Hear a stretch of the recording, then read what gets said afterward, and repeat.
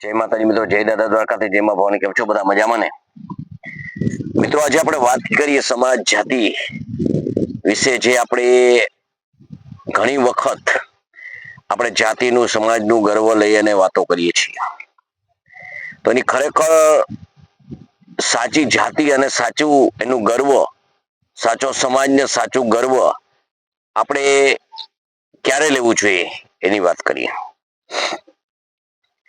તો મિત્રો, હું ગમે તે સમાજમાંથી આવતો હોય, ગમે જાતિમાંથી આવતો હોય, કે ગમે તે કુળમાંથી આવતો હોય, મિત્રો મારે એનું ગર્વ ત્યારે જ લઈ શકું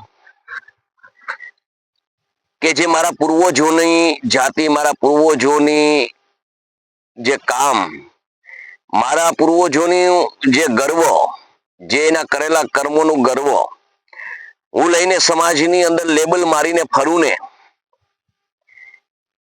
ત્યારે મિત્રો મારે જીવનની ખરેખર જીવનમાં એક આપણને વિચાર આવવો જોઈએ કે તો પહેલા તો હું જે કુળમાં છું, જે કુટુંબમાં છું, જે સમાજમાં છું, જે જાતિમાં છું, એ જાતિમાં ઉત્પન્ન થયેલું કોઈ પણ એવું તત્વ હોય, કોઈ મહાપુરુષ હોય, કોઈ દેવ હોય, કોઈ દેવી હોય, તો એનું પરિપૂર્ણ ગર્વ ત્યારે હું લઈ શકું કે એને અનુસરીને હું ચાલતો હોય. કારણ કે ગર્વ આપણા પૂર્વજોએ આપણને અપાવ્યું છે ને, તે 18 વર્ણની અંદર, બધા સમાજની અંદર એ સમાનતાથી રહ્યા છે, સૌને સરખા સમજ્યા છે, સૌની આત્મીયતા કેળવી છે, ખોટું કર્યું નથી, ખોટું લીધું નથી અને ખોટું કરવા દીધું નથી. એમ આવા જેના પૂર્વજો હોય, આના જેના વંશજો છીએ, આના સમાજના છીએ, અમે આમ છીએ, તેમ છીએ, જે આવા લેબલ જે આપણે હું ને તમે બધા મારીએ છીએ, એ લેબલ ખરેખર હું જે અત્યારે મારું છું, હું પૂર્ણ મારું જીવન છે. હું અત્યારે કોઈ મોટો ખેડૂત હોય, મોટો વેપારી હોય, મોટો ઓફિસર હોય, કે અથવા હું મોટો ઉદ્યોગપતિ હોય, મારા આચાર વિચાર અને ઉચ્ચાર અને આચરણમાં કેટલું હું મારા પૂર્વજોને શોભે એવું જીવું છું, હું મારા પૂર્વજોએ જે કર્યું છે કીર્તિનું કામ એવું કરું છું, આવું મારા જીવનને સ્પષ્ટ સામેના વ્યક્તિમાં દેખાવું જોઈએ.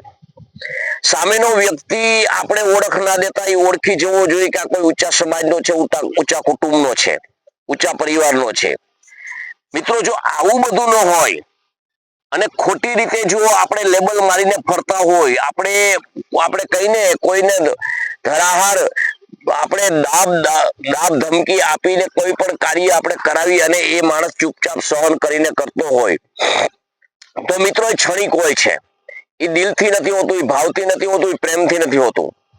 પણ હું જે કુળની અંદર જન્મો છું, જે કુટુંબમાં જન્મો છું, જે સમાજમાં જન્મો છે, મારા કુટુંબની અંદર દેવ થયા છે, તો મારે એને અનુસરીને ચાલવું જોઈએ. એના પગલે પગલે જે રીતે એ સહન સમાજનું કર્યું છે, સહન સમાજનું કરી અને સમાજને સમજાવી અને સમાજમાં શ્રેષ્ઠતા મેળવી છે અન્ય સમાજમાં, એવી ક્ષમતા મારામાં છે, એ ગુણ મારામાં છે. એ ગુણ ન હોય તો મારે લાવવાના પ્રયત્ન કરવા જોઈએ. મારે કોઈ પણની સામે મારી ઓળખ કોઈને એવી રીતે ન આપવી જોઈએ કે જેથી માણસના મગજની અંદર વિવાદ ઉભો થાય, સામલા માણસને વિવાદ કરીને આપણે કે અમે આના વંશજો છીએ, અમે આમ છીએ, તેમ છીએ. આપણામાં એ સ્પષ્ટ દેખાવું જોઈએ. આપણું જીવન સમર્પણ, આપણા પૂર્વજોનું સમર્પણનું ભાવના, એનામાં જે સહનશીલતાના ભાવના, આ જે બધી ભાવનાઓ છે એ મારામાં છે. હું એ પ્રમાણે વર્તું છું, હું એ પ્રમાણે કરું છું. મારે આ રીતે ન કરવું જોઈએ, આ રીતે કરવું જોઈએ, એથી હું સભાન હોવો જોઈએ. મારું જીવન સંપૂર્ણ રીતે મારા પૂર્વજોને શોભે એવું હોવું જોઈએ. મિત્રો, જો આવું ખરેખર તમારા જીવનની અંદર હોય, આવું તમારા જીવનની અંદર કોઈને દેખાતું હોય, આવું તમારા જીવનની અંદર છલકાતું હોય, તો ઓટોમેટિક વ્યક્તિ સ્વીકારશે કે આ કોઈ આ કુટુંબનો છે, આના વંશજ છે. પરંતુ મારું જીવન એના વિરુદ્ધમાં હોય, મારી પાસે પૈસો, સત્તા, સંપત્તિ હોય, તો એનો એવો મતલબ નથી કે મારી પાસે પૈસો, સત્તા, સંપત્તિ હોય, મારી પાસે કોઈ પદ હોય, ધારાસભ્ય હોય, સંસદ સભ્ય હોય, કે પછી મુખ્યમંત્રી હોય, કે વડાપ્રધાન હોય, કે રાષ્ટ્રપતિ હોય. પરંતુ મારા પૂર્વજો છે એ સૌને હેતથી ગમતા, સૌને પ્રેમથી ગમતા, સૌ એને આવકારતા અને સ્નેહ, માન અને મોભો એ અન્ય સમાજ આપતા. એવો મને મળે છે, એવું કાર્ય કરું છું. હું કોઈ મોટો ઓફિસર છું, પરંતુ હું મારા સમાજને એકત્રિત કરીને, અને સમાજના પૈસાથી હું કોઈ હોદ્દો ભોગવતો હોય, સમાજના પૈસાથી હું લોકપ્રતિનિધિ બન્યો હોય, સમાજના પૈસાથી, સર્વ સમાજના પૈસાથી હું કંઈક મારી નામના હોય, અને મારી જવાબદારી સર્વત્ર સમાજમાં સમાનતાનો ન્યાય આપવાની, અપાવવાની અને અપાવવાની, આવી જવાબદારી જો મારી હોય, આવું લોકપ્રતિનિધિત્વ જો બધા સમાજે આપ્યું હોય, અને હું મારા સમાજને કેવાતો ભેગો કરી, સંગઠિત કરી, હું કોમવાદ ફેલાવું, હું જાતિવાદ ફેલાવું, હું મારી જાતને સ્માર્ટ સમજી અને બીજાને મૂર્ખ સમજી અને કોઈને દબાવવાનો પ્રયત્ન કરું, અને મારું કુળ શ્રેષ્ઠ હોય અને હું નીચ પ્રકારના કાર્ય કરતો હોય, તો હું શ્રેષ્ઠ છું કે નહીં એ હું ન નક્કી કરી શકું, એ બીજા સમાજ નક્કી કરી શકે. મારું જીવન કેવું છે, મારા જીવન ઉપરથી મને માન અને સન્માન મળે છે. આપણે આપણા પૂર્વજોનું જે ગર્વ લઈએ છીએ, આપણા પૂર્વજોનું જે નામ આપણે લઈએ છીએ, અને એમ કહે છે આના વંશજો છીએ, અમે ભગવાનના વંશજો છીએ, અમે ઋષિના વંશજો છીએ, અમે સંતોના વંશજો છીએ. હા, છે નહીં, હતા. કારણ કે છે જો સાબિત કરવું હોય તો મારા જીવનમાં સ્પષ્ટ દેખાવું જોઈએ, અને એ દેખાય એ અન્ય સમાજ મને સ્વીકારે છે, અન્ય સમાજ એને મને મારા પૂર્વજોની દ્રષ્ટિથી જોવે છે, તો ખરેખર તમારું જીવન ધન્ય છે.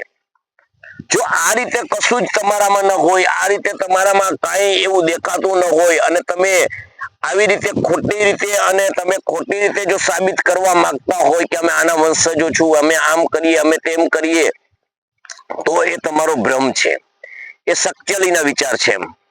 કારણ કે કર્યા વગર કઈ મળતું નથી, અને કરેલું ફોગટ જતું નથી. આ આપણો ગીતાનો સિદ્ધાંત છે. કારણ કે જીવનની અંદર આપણા પૂર્વજોએ જે કઈ પદ મેળવ્યું છે ને, એના માટે વર્ષો સુધી હાડકાનું ખાતર અને લોહીનું પાણી કરીને આ સમાજના સર્વત્ર જે મહેકતા બગીચાઓ જે છે ને એને સિંચ્યા છે, એનું પાલન કર્યું છે, એનું જતન કર્યું છે. ત્યારે એ લોકોએ આપણને પદવી આપી છે કે વનરાયસિંહ બાપુ ફલાણાના વંશજો, ઢુકડાના વંશજો. પણ વનરાયસિંહજી બાપુની અંદર જો એવું ન દેખાય તો આપણે થોરો ન કરવો જોઈએ, આપણે કોઈનો અફસોસ ન કરવો જોઈએ, આપણે કોઈનું માથું ન લગાડવું જોઈએ. મારું જીવન જોઈ અને કોઈ મને માન આપે એ જ લાયક છે.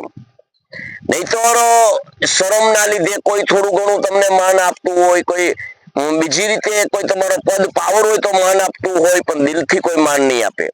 દિલથી તમારે માન મેળવવું હોય, દિલથી તમારા પૂર્વજોના જે વારસાગઈ તમારે સાચવવી હોય, તો તમારે એના રસ્તે ચાલવું પડશે, તમારે એનું આચરણ કરવું પડશે, એના જીવન વિશે તમારે વિચારવું પડશે, સર્વત્રને ગમતું થવું પડશે, કોમ જાતિવાદના ભેદભાવ ભૂલવા પડશે, અને સર્વત્ર સમાજ પોતીકો કરીને ચાલવું પડશે.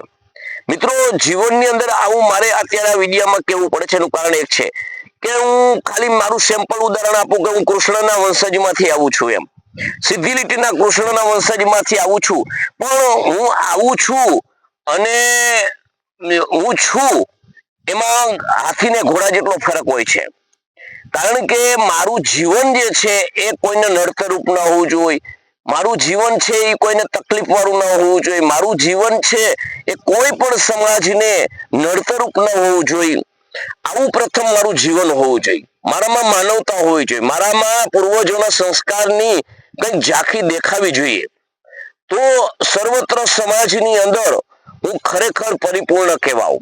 પણ મારું જીવન છે એ મારા પાસે પદ હોય, પાવર હોય, પૈસો હોય, વૈભવ હોય, પણ મારામાં સંસ્કાર ન હોય, હું ગમે તેનું ખાઈ જતો હોય, ગમે એનું લઈ લેતો હોય, ગમે એને લૂંટી લેતો હોય, કોઈને ધમકાવતો દબાવતો હોય, તો એ બાપુ નથી. એમ બાપુ તો એને કહેવાય કે જે પ્રજાને પોતાની જાતને ખતમ કરી અને સાચવે.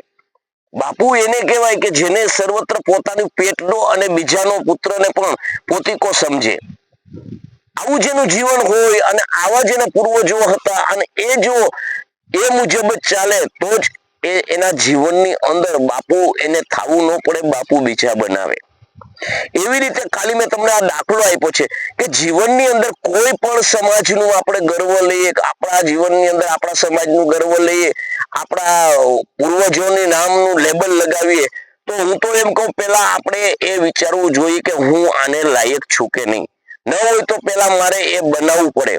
મારે મારા જીવનની અંદર કોઈ પણ લેશ માત્ર સ્વાર્થની ભાવના, કોમવાદની ભાવના કે પોતિકાની જેમ મારા પ્રજાની છે એમ બીજા પ્રત્યે પણ એવી ભાવના હોવી જોઈએ.